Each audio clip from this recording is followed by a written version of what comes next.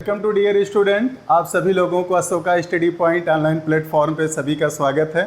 जैसा कि हम लोगों ने परसेंटेज क्लास 1 लिया था, फिर उसके बाद हम लोगों ने ब्रेक करके औसत पे आ गया था। औसत पे आने का रीज़न ये था कि अभी वर्तमान समय में जो उत्तर प्रदेश जो गवर्नमेंट का यूपी SSC का पेट का जो एग्ज़ाम था, उसी के देखते हुए हम लोगों ने एवरेज क्लास लिया था। फिर हम आप परसेंटेज को आगे बढ़ा रहे हैं। आज हमारा क्लास 2 होगा। क्लास 2 में को आगे बढ़ाने से पहले मैं परसेंटेज के कुछ बेसिक चीज़ें आप लोगों को बताना चाहेंगे। जैसा कि ये तो मैंने बता दिया था, किसी संख्या को कैसे प्रतिशत में बदलेंगे और प्रतिशत को कैसे किसी संख्या में बदलेंगे, इसके बारे में हम लोगों ने डिस्कस कर लिया था। और फिर उसको हम आगे बढ़ाते हुए कुछ बेसिक चीज़ों पे चर्चा करने के बाद कुछ हमने इम्पोर्टेंट क्वेश्चन लेकर के आए हैं, फिर इसको लेकर के आगे बढ़ते हैं। सबसे पहले हम ये बताएं कि जैसे अगर मान लीजिए ये कोई संख्या 80 दी गई है, अगर कोई कहता है कि 80 का 20% क्या है, 80 का 20% क्या है। अगर ये कहा जाए, अगर कोई संख्या 80 है, ये कोई कहता है कि 80 में 20% की वृद्धि कर दीजिए। अगर 80 को 20% बढ़ाते हैं तो क्या मिलता है। अगर ये दिया है कोई संख्या 80 है, अगर कोई कहता है 80 में 20% का क्या कर दीजिए, कमी कर दीजिए। अब इन तीनों में अंतर क्या है, पहले इस बताने के बाद तब फिर हम आगे क्वेश्चन पे चलेंगे, आपको समझने में आसानी होगा।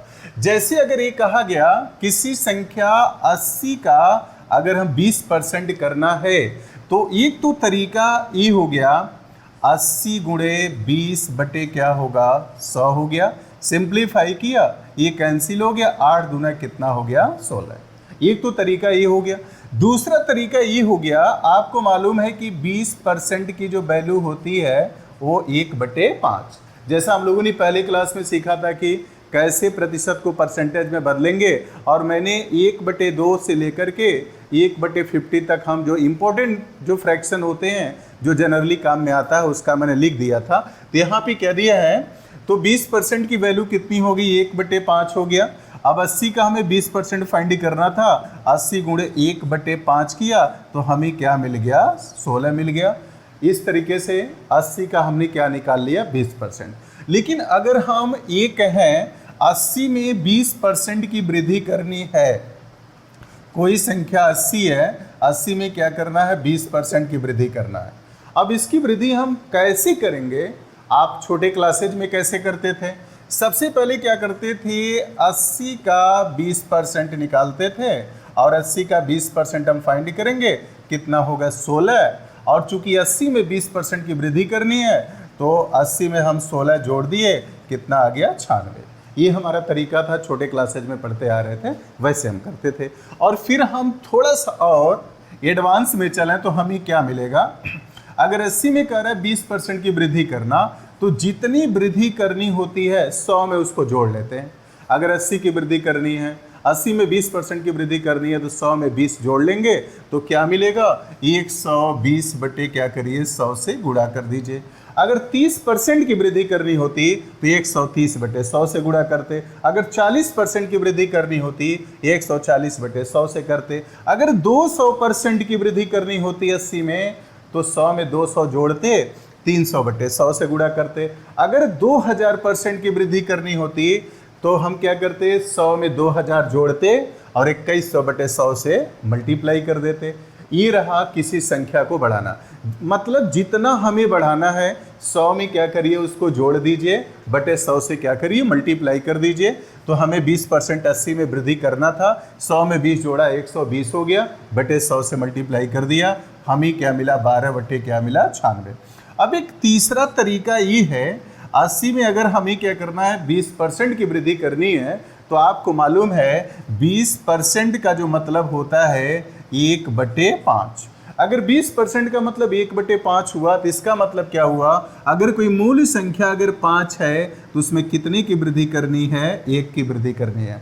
मतलब मूल संख्या अगर 5 है तो 5 से बढ़कर क्या हो जाएगी, 6। आप क्या करिए, 6/5 से गुणा कर दीजिए, 16 × 80, 16 × 6 क्या हुआ, 96। इस तरीके से हम अगर कोई संख्या 80 है उसमें 20% की वृद्धि करनी है, इस तरीके से हम वृद्धि कर सकते हैं। अब जैसे बात आती है उसी तरीके से अगर कमी की बात आती है, तो इस तरीके से आपने ये भी समझा, जैसे कि जितना भी हमें बढ़ाना है उसको 100 में जोड़िए, 4000% बढ़ाना है 100 में 4000 जोड़िए बटे 100 से गुणा करिए। अगर हमें 8000% बढ़ाना है 100 में 8000 जोड़ेंगे बटे 100 से क्या करेंगे, गुणा करेंगे। अब हम कमी की बात अगर हम करें, आपसे ये कहा जाए कोई संख्या 80 दी गई है, 80 में क्या करिए 20% की कमी कर दीजिए। 80 है, 80 में क्या करिए 20% की कमी कर दीजिए। जैसा कि कमी को हम किससे दिखाते हैं, माइनस से। एक तो तरीका इसका ये है, 80 का पहले 20% फाइंड करिए और फिर 80 का 20% 16 और 80 में क्या करिए 16 घटा दीजिए, तो कि कमी की बात करनी है, क्या आ गया 64। ये तो आपका ट्रेडिशनल तरीका जो छोटे क्लास से पढ़ते आ रहे थे। अगर हम इससे थोड़ा स्मार्ट तरीके पे आए तो क्या मिलेगा, 80 में हमें क्या करना है 20% की कमी करना है। अगर 20% की कमी करना है, जितना घटाना है 100 में से उसको घटा दीजिए। अगर 80 में 20% की कमी करना है, 100 में 20 घटाइए, क्या मिलेगा 80, 80 बटे 100 से क्या करिए मल्टीप्लाई कर दीजिए। अगर 30% घटाना रहता तो 100 में से 30 घटाते, क्या मिलता 70, 70 बटे 100 से मल्टीप्लाई कर देते। अगर 90% अगर घटाना होता, 100 में से 90 घटाते तो कितना बचता 10, 10 बटे 100 से गुणा करते। लेकिन अगर ये कोई कहे किसी संख्या को 100% घटा दीजिए, अगर किसी संख्या को 100% घटाएंगे तो संख्या स्वयं क्या हो जाएगी, जीरो में बदल जाएगी। इसलिए किसी भी संख्या को 100% से अधिक नहीं घटा सकते, क्योंकि जो ही 100% घटाएंगे वो क्या होगा, जीरो हो जाएगा। अब जैसे वो जीरो क्यों हुआ, दूसरे शब्दों में ऐसे अगर देखें, अगर कोई भी नंबर है, जैसे मान लीजिए कोई नंबर 80 हमने लिख दिया, अगर कोई पूछता है कि 80 कितने % है, तो कहेंगे 80 हमारा क्या है 100% है। अगर मैंने कोई नंबर अगर 60 लिख दिया, कोई कहता है 60 अपने आप में कितने % है, इसको कहेंगे क्या है 100% है। अगर मान लीजिए मुझको कोई कहता है आप कितने % हैं, मैं कहूँगा अपने आप में मैं क्या हूँ 100% हूँ। तो उसी तरीके से अब यहाँ पे अगर किसी भी संख्या को अगर 100% सब्ट्रैक्ट करेंगे, घटाएंगे, तो संख्या क्या हो जाएगी, जीरो हो जाएगी। इस तरीके से संख्या को बढ़ाने के लिए जितना चाहे, जितने 1000% वृद्धि करना चाहें कर सकते हैं। लेकिन अगर घटाने की जहाँ तक बात आती है तो उसको कहाँ तक घटाएंगे, केवल 100% तक ही घटाएंगे, क्योंकि 100% माइनस करने के बाद कोई संख्या क्या हो जाती है, जीरो हो जाती है। इसलिए घटाएंगे केवल 100%, और जब बढ़ाएंगे क्या, जितना चाहे उतना हम क्या कर सकते हैं, बढ़ा सकते हैं। अब हम बात आ रहे हैं, वही मैंने किया है, 80 में 20% घटाना था, 100 में से हमने क्या किया 20 घटा दिया, 80 बटे 100 से गुणा कर दिया। सिंप्लीफाई करेंगे तो कितना आ गया, 64 आ गया। फिर हम थोड़ा सा और स्मार्ट तरीके पे आए, तो आपको मालूम है 80 में 20% घटाना है तो 20% की वैल्यू कितनी होती है, 1/5। अब 1/5 चूँकि घटाना है तो इसमें हमने क्या किया, माइनस साइन सहित लगा दिया। जब कमी की बात की जाती है तो हमेशा उसको माइनस से डिनोट करते हैं। मतलब 5 में हमें कितने की कमी करनी है, 1 की। अब जो आता है आपके दिमाग में बात आ रही होगी, सर -1/5 का मतलब क्या है। इसका मतलब यही है, अगर कोई मूल संख्या दी गई है, जैसे आपको मालूम है यहाँ पे जो भी लिखा जाता है हमेशा मूल संख्या होती है, तो अब जो ऊपर जो न्यूमरेटर होता है वो वृद्धि या कमी होती है। तो इसमें क्या है, ये 5 में कितने की कमी करनी है, 1 की। 1/5 का मतलब क्या हो गया, 5 में कितने की कमी करनी है, 1 की। तो 80 में 5 में 1 की कमी करेंगे, कितना होगा 4, 4/5 से गुणा कर दिया। अब इसको जब सिंप्लीफाई करेंगे 16×85, 16 चौको कितना आ गया, 64।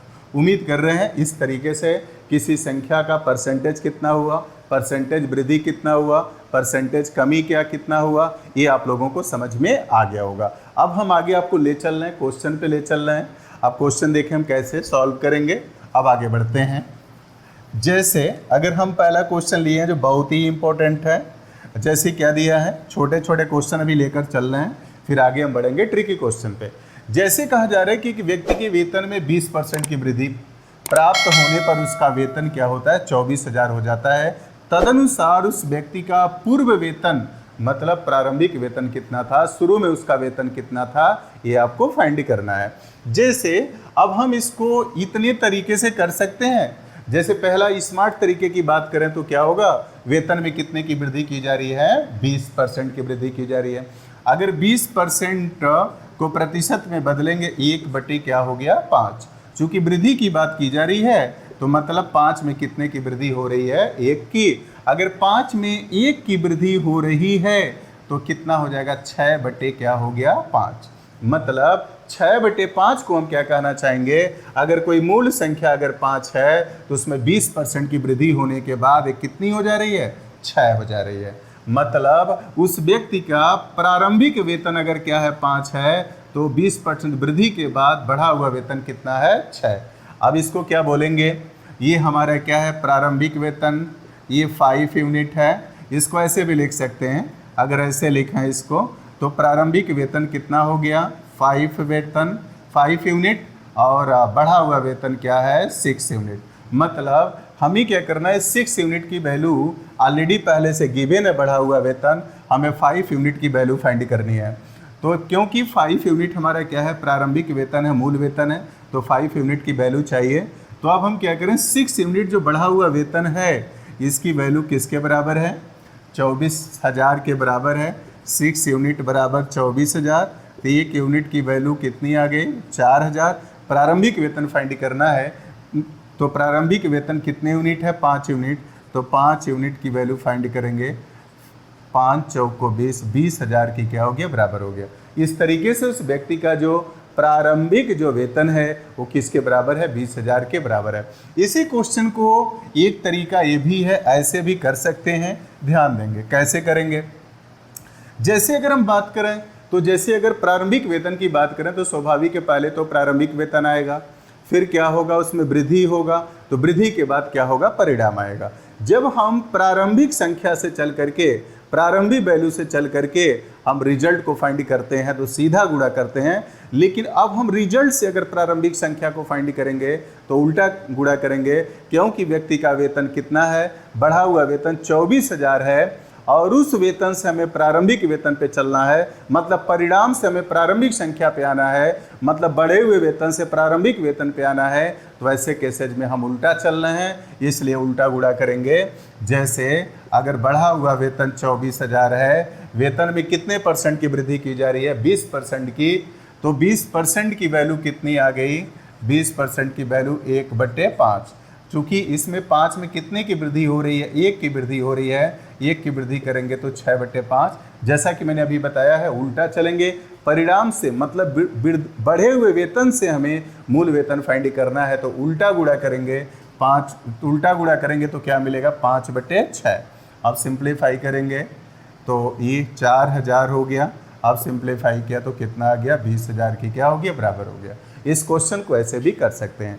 अगर दूसरी बात करें, इसी क्वेश्चन को अगर हम तीसरा तरीका अगर अपनाएं इस क्वेश्चन को फाइंड करने के लिए, तो कैसे फाइंड करेंगे।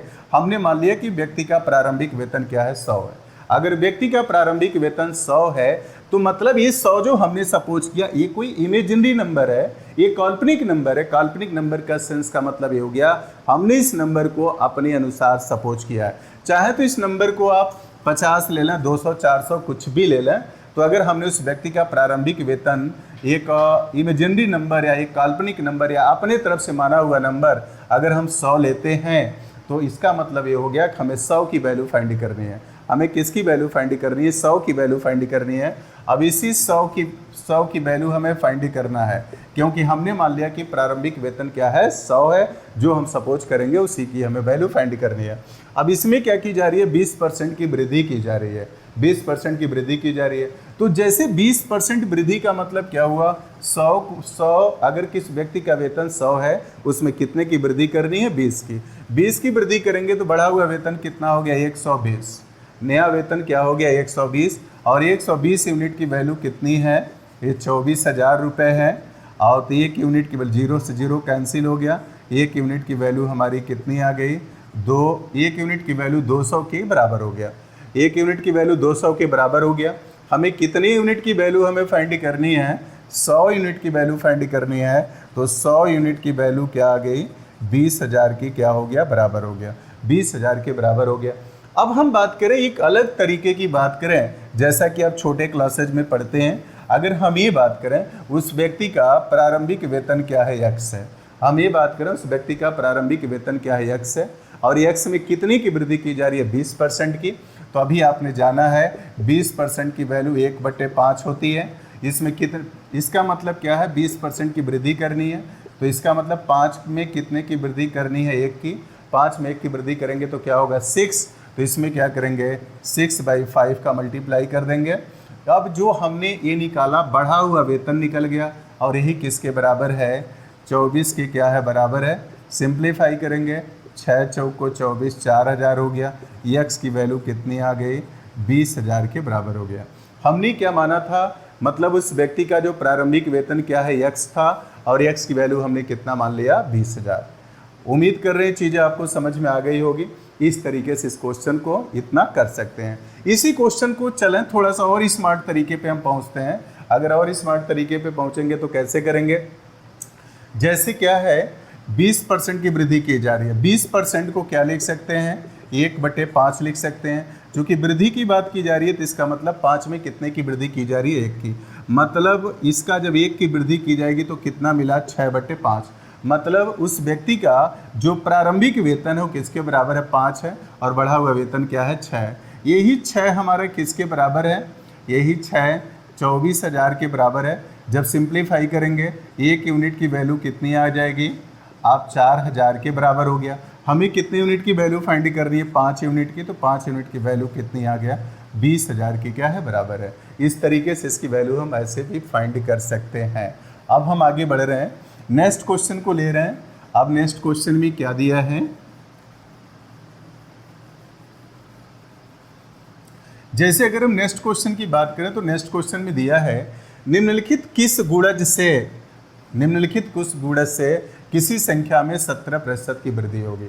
मतलब कोई संख्या, गुणज का मतलब क्या है गुणा, मतलब किसी संख्या में किससे गुणा किया जाए उसमें 17% की वृद्धि हो जाए, यही हमें फाइंड करना है। अब एक मैंने छोटा सा एक नमूना लिया है, अब इसको हम कैसे करेंगे, कह रहा है किस निम्नलिखित में किस गुणज से गुणा किया जाए कि 17% की वृद्धि हो जाए। हम इसको समझाने के लिए ऐसे कर रहे हैं, जैसे मान लीजिए कोई संख्या क्या है x है, कोई संख्या क्या है x है, सिर्फ आपको समझाने के लिए हम ऐसा कर रहे हैं। अब इस x में हमें क्या करना है 17% की हमें वृद्धि करनी है, 17% की वृद्धि करनी है। तो अभी मैंने क्या समझाया है आपको, मतलब जितने की वृद्धि करनी है, जितना बढ़ाना है 100 में उसको जोड़ लीजिए। इसमें हमें 17% की वृद्धि करनी है तो 17% बढ़ाना है तो 100 में 17 जोड़ लें। ऐसा इसलिए कर रहे हैं क्योंकि 17% वृद्धि का ही मतलब हो गया 100 में कितने की वृद्धि करनी है 17 की। अब 100 में 17 जोड़ेंगे तो क्या मिलेगा 117 बटे क्या मिलेगा 100, 117 बटे क्या मिलेगा 100। अब मतलब इसको जब हम सिंप्लीफाई करेंगे तो क्या मिलेगा, आपको मालूम है, थोड़ा सा ध्यान देंगे सभी लोग इधर सामने देखें।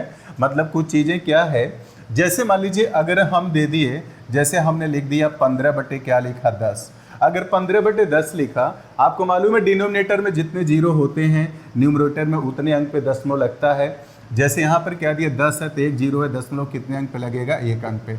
अगर यही 15 बटे अगर हम 100 कर देते, कितना डिनोमिनेटर में क्या है 2 जीरो है, तो इसका मतलब न्यूमरेटर अंश में कितने अंक पे दशमलव लगेगा 2 अंक पे, 0.15। अगर यही हम लिख दें, जैसे लिख दें 15 बटे लिख दें, अगर 1000 लिख दें, यहाँ पे हर में कितना जीरो है 3 जीरो है, तो 3 अंक पे दशमलव लग जाता, 0.0015 हो जाता। इसका मतलब हम इस कंक्लूजन पे पहुँचे, मतलब कि डिनोमिनेटर में जितना जीरो होगा न्यूमरेटर में उतने अंक पर क्या होगा दशमलव लगेगा। अब यहाँ पर क्या है 2 जीरो है तो 2 अंक पे दशमलव लगेगा 1.17। मतलब अगर किसी भी संख्या में अगर 1.17 से गुणा कर दिया जाए तो कितने की वृद्धि होगी 17% की वृद्धि हो जाएगी। ठीक, अगर उसी तरीके से अगर इस क्वेश्चन में अगर ये कह देता कि किसी संख्या में अगर 27% की वृद्धि करनी है तो किससे गुणा करना होगा, तो तुरंत अगर 27% की वृद्धि करनी है तो तुरंत क्या करिए 27% का मतलब आप समझिए, इसका मतलब ये है 100 में कितने की वृद्धि करना है 27। अगर 100 में 27 की वृद्धि करेंगे तो कितना होगा 127 बटे क्या होगा 100, 127 बटे 100 हो गया। इसमें 2 अंक पे दशमलव लगाएंगे, 1.27 से गुणा कर देंगे। मतलब अगर किसी भी संख्या में 27% की वृद्धि करेंगे तो किससे गुणा करेंगे 1.27 से गुणा कर देंगे। उसी तरीके से अगर आपसे कहा जाए किसी संख्या में अगर ये कह दिया जाए जैसे 44% की वृद्धि करनी है, तो किसी संख्या में 44% की वृद्धि करनी है, 100 में कितने की वृद्धि करनी है? 44 की। तो 100 में 44 जोड़ेंगे, 144 बटे क्या हो गया 100, 2 जीरो है, 2 अंक पे दशमलव लग गया। मतलब अगर किसी संख्या में 44% की वृद्धि करनी है तो किससे गुणा करेंगे? 1.44 से। उम्मीद कर रहे हैं ये क्लास आपको समझ में आ रही होगी, जो भी बताया जा रहा है क्लियर हो रहा होगा। अब आइए आगे बढ़ते हैं। अब नेक्स्ट क्वेश्चन में क्या दिया है? नेक्स्ट क्वेश्चन में कहा जा रहा है जैसे यदि बिजली के बिल को समय पर जमा किया जाए तो डिस्काउंट कितना मिल रहा है? मतलब 7.5%, मतलब 7.5% छूट दी जाती है। एक बिल पर अगर 16 रुपये 50 पैसे की छूट दी जाती है तो कहा जा रहा है बिल की राशि कितनी है, ये आपको फाइंड करना है। अब इसको हम कैसे फाइंड करेंगे, ध्यान देंगे। डिस्काउंट कितना दिया जा रहा है? 7.5% डिस्काउंट दिया जा रहा है। डिस्काउंट 7.5% दिया गया। बिजली का बिल है कितनी है ये हमें पता नहीं है, लेकिन इतना हमें पता है डिस्काउंट कितना दिया जा रहा है? 7.5%। 7.5 को क्या पढ़ सकते हैं? 7.5 पढ़ सकते हैं। अब 7.5% डिस्काउंट का मतलब क्या हो गया? अगर बिजली का बिल अगर 100 रुपये है तो उस पर कितने की छूट दी जा रही है? 7.50 का। मतलब बिजली के बिल के हर 100 रुपये पर जो छूट हो रहा है 7.50। ठीक, तो आपसे पूछा जा रहा है कि एक व्यक्ति है जिसको 16.50 का छूट मिला, तो बिजली का बिल क्या है? ठीक, तो अब उसको छूट कितना मिला? 16.50। और प्रतिशत में छूट कितना मिल रहा है? 7.5%। और रुपए में कितना मिल रहा है? 16.50। ये दोनों आपस में बराबर हो गया। 1% की वैल्यू कितनी हो गई? 16.50 बटे कितना हो गया? 7.5। 7.5 हो गया। अब आप ऐसे समझें जैसे कि अगर बिजली के बिल की बात की जा रही है, कोई भी बिजली का बिल या कोई नंबर या कुछ भी अपने आप में 100% होता है, तो इसका मतलब ये हो गया कि हमें कितने परसेंट की वैल्यू फाइंड करनी है? हमें 100% की वैल्यू फाइंड कर ली है। बिजली का बिल क्या है ये हमें मतलब नहीं है। मान लीजिए बिजली का बिल अगर 400 रुपये है, कोई पूछा कि कितने परसेंट है बिजली का बिल, आप कहेंगे क्या है? ये 100% है। अगर बिजली का बिल अगर एक है, जैसे मान लीजिए कह दें 327 रुपये है बिजली का बिल, और कोई कहता है कितने परसेंट है, इसको बोलेंगे ये जो है 100% के क्या है? बराबर है। इसका मतलब बिजली का बिल अगर पूछा जा रहा है तो कितने परसेंट की वैल्यू पूछी जा रही है? 100% की वैल्यू पूछी जा रही है। अब जब इसको हम सिंप्लीफाई करेंगे तो क्या मिलेगा? 16.50 बटे 7.5 मल्टीप्लाई भी 100%। अगर हम इसको सिंप्लीफाई करें तो यहाँ पे जीरो बढ़ा दिया, 9 बढ़ाएं तब भी इस जीरो को समाप्त कर दें। अगर मान लीजिए दिया है, इसको सिंप्लीफाई करने का तरीका है भी एक, पहले हम इस जीरो को या तो ख़त्म कर दें, हटा दें, या इसको नहीं हटाते हैं तो फिर क्या करें? हाँ, जीरो को बढ़ा लें। क्योंकि दशमलव के बाद अगर कोई संख्या लिखी गई है, जैसे मान लीजिए अगर हम ये कहें 0.07 दिया है, अगर हम इसको ये लिखें जैसे 0.070 लिखें या 0.0700 लिखें, इनके मान में कोई परिवर्तन नहीं होगा। इसलिए नहीं होगा क्योंकि दशमलव के बाद जब जीरो बढ़ाते हैं तो वह संख्या पर कोई प्रभाव नहीं डालता है। अब यहाँ पर अब बात आती है, अगर इसको हम सिंप्लीफाई करते हैं उसी तरीके से यहाँ पे जीरो बढ़ा दिया, मान में कोई परिवर्तन नहीं हुआ, इसको हमने दशमलव ख़त्म हो गया, जीरो जीरो कैंसिल हो गया। अब इसको सिंप्लीफाई करते हैं तो 5 से अगर आप 25 से काट देते हैं, 25 3 75, 25 चौक को 100। अब 3 से डिवाइड करेंगे, 3 5 15, 3 5 15। अब गुणा करेंगे तो क्या मिलेगा? 4 5 20, 4 5 20 तो 22। मतलब बिजली का बिल हमारा कितना है? 220 रुपये है। ये 220 रुपये है। उम्मीद कर रहे हैं बात हमारी समझ में आ गई होगी। अगर इस क्वेश्चन को हम ऐसे करें, जैसे मान लीजिए जैसे मैंने अभी बताया है, अगर हम रिजल्ट से अगर हम प्रारंभिक संख्या पे आते हैं तो उल्टा गुणा करते हैं। पहले तो बिजली का बिल होगा, फिर उसमें डिस्काउंट की बात की जाएगी, तब तो डिस्काउंट को पता चलेगा। जैसे यहाँ पर क्या होगा, पहले बिजली का बिल रहा होगा जिसको हमें फाइंड करना है, उसके बाद उसमें 7.5% का डिस्काउंट दिया गया, तब जा करके तो 16.50 डिस्काउंट मिला। तो इसी तरीके से हम परिणाम पे चल रहे हैं, 16.50 को लेकर के चल रहे हैं, और फिर हम क्या कर रहे हैं? बिजली का प्रारंभिक बिल फाइंड कर रहे हैं। तो ऐसे केसेज में जब हम उल्टा चलते हैं तो कैसे गुणा करेंगे? उल्टा गुणा करेंगे। मतलब परिणाम से जब प्रारंभिक संख्या फाइंड करेंगे तो उल्टा गुणा करेंगे। अब आइए देखिए कैसे गुणा करते हैं। हमने मान जैसे दिया है, हमें परिणाम कितना दिया है, 16 रुपये 50 पैसा।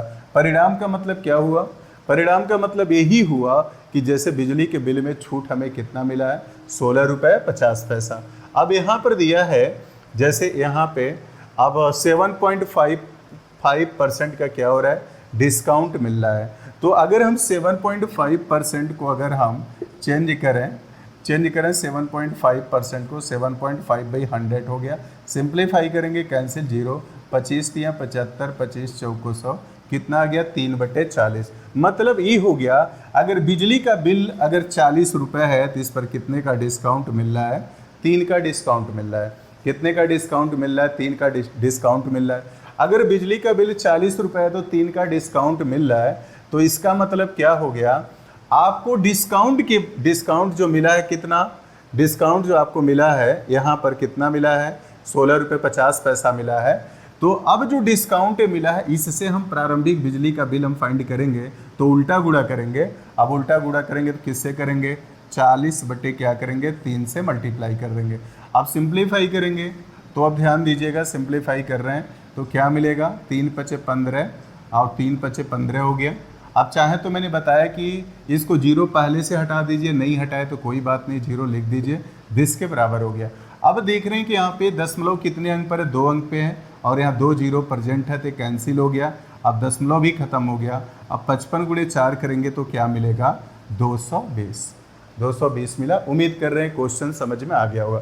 इसी को अगर तीसरे तरीके से करते हैं, जिन स्टूडेंट को थोड़ा सा गणित समझने में कठिनाई होती है, उसी प्रॉब्लम को ऐसे भी कर सकते हैं। जैसे अगर मान लीजिए हमें प्रारंभिक संख्या कभी भी फाइंड करना हो, परिणाम दिया हो, तो वैसे केसेज में प्रॉब्लम को करने का सबसे आसान तरीका क्या होता है, आप मान लीजिए बिजली का प्रारंभिक बिल क्या है, x है। बिजली का प्रारंभिक बिल x है, इसमें डिस्काउंट कितने की दी जा रही है, 7.5% की। अब 7.5% डिस्काउंट दे दीजिए। अब मैंने क्या मिला, इस पर इतने की छूट दी गई और यही छूट हमारा किसके बराबर हो गया, 16 रुपये क्या हो गया, 50 पैसे के बराबर हो गया। 16 रुपये 50 पैसे के बराबर हो गया। अब इसको सिंप्लीफाई करने का तरीका बता रहे हैं। यहाँ देख रहे हैं 2 अंक पे दशमलव, यहाँ 2 0 है। जब इसमें मल्टीप्लाई करेंगे दोनों 0 कैंसिल हो गया, दशमलव क्या हो गया, खत्म हो गया। अब हम x की वैल्यू फाइंड करेंगे। अब क्या लिखेंगे, 25 × 75। अगर हम 25 से काट दें तो तब भी ये कट जाएगा, 25 × 75 हो गया। और इसको सिंप्लीफाई करें तो 25 छके कितना हो गया, 150 हो गया। 25 छके कितना हो गया, 150। और फिर अगर हम वैल्यू फाइंड करें, 25 छके 150 हो गया, फिर कितना बचा, 15। 25 छके कितना हो गया, 150। अब इसको जब हम सिंप्लीफाई करेंगे तो यहाँ पर क्या मिला, अब 3 से काट देंगे, 3 दूना 6, 3 दूना 6 मिला। अब देख रहे हैं यहाँ पे क्या था, 0.3 था, फिर क्या बचा, 0.1। तो x बराबर क्या हो गया, 22/0.1। सिंप्लीफाई करेंगे, दशमलव हटाएंगे, 0 बढ़ गया, कितना आ गया, 220 रुपये। इसी क्वेश्चन को ऐसे भी हम क्या कर सकते हैं, सिंप्लीफाई कर सकते हैं। अब हम आगे नेक्स्ट क्वेश्चन पे चलते हैं। नेक्स्ट प्रॉब्लम क्या दिया है, नेक्स्ट क्वेश्चन ये दिया है, जैसे इसमें कहा जा रहा है, आपसे कहा जा रहा है कि आधे घंटे का 1 मिनट 10 सेकंड कितना प्रतिशत है। आधे घंटे का 1 मिनट 10 सेकंड कितना प्रतिशत है। तो अब इस क्वेश्चन को फाइंड करने के लिए आपके सामने समस्या क्या आएगी, हम आधे घंटे को डिनोमिनेटर बनाएं, नीचे लिखें, या 1 मिनट 10 सेकंड को ऊपर नीचे लिखें। मतलब फ्रैक्शन में बदलने के लिए किसको नीचे लिखें, किसको ऊपर लिखें, ये आपके पास समस्या आएगी। इसी समस्या का समाधान हम कैसे करेंगे, हमेशा ध्यान में रखना है कि जिसके सापेक्ष वैल्यू बदली जाती है, जिसके सापेक्ष हम परसेंटेज फाइंड करते हैं, उसको हम कहाँ रखते हैं, हमेशा नीचे रखते हैं। और ये भी अगर न समझ में आए, जैसे मैंने कहा कि जिसके सापेक्ष किसी वैल्यू को परसेंट में बदलते हैं, उसको हमेशा नीचे रखते हैं। अगर ये आपको समझ में नहीं आया तो कोई बात नहीं, आप क्या करेंगे, का या से के पहले जो भी संख्या होगी उसको हमेशा कहाँ रखेंगे, नीचे रखेंगे। मतलब का और से के पहले जो भी संख्या होगी उसको हमेशा नीचे रखेंगे। अब देख रहे हैं कि आधे घंटा, फिर आधे घंटे का 1 मिनट 10 सेकंड कितना परसेंट है। अब सबसे बड़ी बात है ये देखें कि जैसे यूनिट यहाँ घंटा दिया है, मिनट दिया है, सेकंड दिया है, जब भी हम प्रॉब्लम को सिंप्लीफाई करते हैं तो हमेशा एक चीज़ ध्यान में रखिएगा, जब भी यूनिट बदलने की बात आए तो हमेशा बड़े यूनिट को छोटे यूनिट में बदलिएगा। हमेशा बड़े यूनिट को छोटे यूनिट में बदलते हैं तो मल्टीप्लाई करते हैं, और मल्टीप्लाई के केसेज में प्रॉब्लम हमारा आसान हो जाता है। जैसे कहा जा रहा है आधे घंटे का 1 मिनट 10 सेकंड कितना प्रतिशत है। अब हम बदलें, आधे घंटे को नीचे रखेंगे, लोएस्ट यूनिट हमारा क्या है, सेकंड है, और आधे घंटे को सेकंड में बदलिए। आधे घंटे में 30 मिनट होता है और मिनट को सेकंड में बदलेंगे। 1 मिनट में कितना सेकंड, 60 सेकंड। अब फिर 1 मिनट 10 सेकंड को बदलना है। अब तो 1 मिनट में 60 सेकंड और 10 से जोड़ देंगे तो 70 सेकंड। और मैं बताया था प्रतिशत में अगर बदलेंगे 100% से मल्टीप्लाई कर देंगे। सिंप्लीफाई किए, कैंसिल हो गया। अब इसको सिंप्लीफाई करेंगे, 2 3 6 हो गया, 35 दूना 70 हो गया। हमें क्या मिला, 35/9%। और इसको सिंप्लीफाई करेंगे, 9 3 27 और 8 बचा 3, सही 8/9% के बराबर हो गया। उसी तरीके से अगर नेक्स्ट क्वेश्चन हम लेते हैं तो नेक्स्ट क्वेश्चन क्या दिया है, इसमें कहा जा रहा है कि 6.8 किलोग्राम 6.8 किलोग्राम का कितना प्रतिशत 17 ग्राम है। 6.8 किलोग्राम का कितना प्रतिशत 17 ग्राम है। अब इसी को ऐसे भी कहा जा सकता था 17 ग्राम 6.8 किलोग्राम का कितने प्रतिशत है। 17 ग्राम 6.8 किलोग्राम का कितने प्रतिशत है। अब किसको नीचे रखेंगे, 6.8 किलोग्राम का, क्योंकि का के पहले क्या दिया है, 6.8 दिया है। अब इसको ऊपर रखेंगे 6.8 किलोग्राम को, लेकिन जिसको हमें परसेंट में बदलना हो क्या है, 17 ग्राम है। तो अब 6.8 किलोग्राम को ग्राम में बदलेंगे। 6.8 1 किलोग्राम में कितने ग्राम होते हैं, 1000 होते हैं, और फिर क्या है 17 है। अब इसको प्रतिशत में बदलेंगे तो मैं आपको सिखाया है परसेंट में बदलते हैं, किससे मल्टीप्लाई करते हैं, 100%। अब यहाँ 2 जीरो कैंसिल हो गया। आप देख रहे हैं जैसे अगर क्या हो, जब हम जीरो से गुणा करते हैं, जैसे अगर मान लीजिए हम 1 हैं, जैसे यही दिया है 6.8 दिया है, अगर इसमें 10 का गुणा करेंगे तो दशमलव जितने अंक पे रहता है उतने जीरो की ज़रूरत होती है। 1 अंक पे है तो 1 जीरो कैंसिल हो गया। अगर मान लीजिए हम 1 हैं, 6.87 दिया है, इसमें अगर हम 1000 से मल्टीप्लाई हम करते हैं इसको तो कितने अंक पे दशमलव है, 2 अंक पे है, तो कितना जीरो कैंसिल हो गया, 2। अब इसको सिंप्लीफाई करेंगे, 687 जीरो के बराबर हो गया। उसी तरीके से अगर हम 1 हैं, अगर कहीं दिया हो 3.57 मल्टीप्लाई बाई दिस दिया है, इसको अगर मल्टीप्लाई करते हैं तो जितने अंक पे दशमलव होता है, देख रहे हैं 2 अंक पे दशमलव है, 1 2, तो कितने जीरो कैंसिल होंगे, 2 जीरो कैंसिल हो गए, कितना जीरो बचा, 2। अब इसको सिंप्लीफाई करेंगे, दिस के बराबर हो गया। अब आइए देखिए, उसी तरीके से यहाँ पे देख रहे हैं 1 अंक पे दशमलव है तो 1 जीरो इसने क्या किया, कैंसिल कर दिया। 17 चौको क्या हो गया, 68, 1 क्या मिला, 4। आपके एग्जाम में 1/4 भी दिया जा सकता है, 1/4%, या ऐसे भी दिया जा सकता है 1/4% को बदलेंगे तो क्या मिलेगा, ये 25% के क्या हो गया, बराबर हो गया। 1/4 को प्रतिशत 1/4 सारी, इसमें तो बदलना नहीं है, 1/4% ऑलरेडी मैंने चेंज कर लिया है। इसको सिंप्लीफाई करेंगे 0.25% के बराबर हो गया। ठीक, उम्मीद कर रहे हैं आज का क्लास आप लोगों को समझ में आया होगा। आप सभी लोगों को Ashoka study point online class को मतलब धैर्य से, पेशेंस बनाकर देखने के लिए हृदय की गहराइयों से आप लोगों को पूरी तरह से शुभकामना। और उम्मीद कर रहे हैं अगर आपको ये हमारा पढ़ाया हुआ है हमारा चैनल अगर पसंद में आया हो तो हमें चाहेंगे आप ज़रूर इसको लाइक करें, शेयर करें और कमेंट करें, ताकि हम लोग उसमें दिन प्रतिदिन कमेंट पे अगर कुछ सुझाव देते हैं तो फिर उसमें सुधार करके फिर हम लोग आपके सामने नेक्स्ट क्लास लेकर के आएंगे। आप सभी लोगों को धन्यवाद।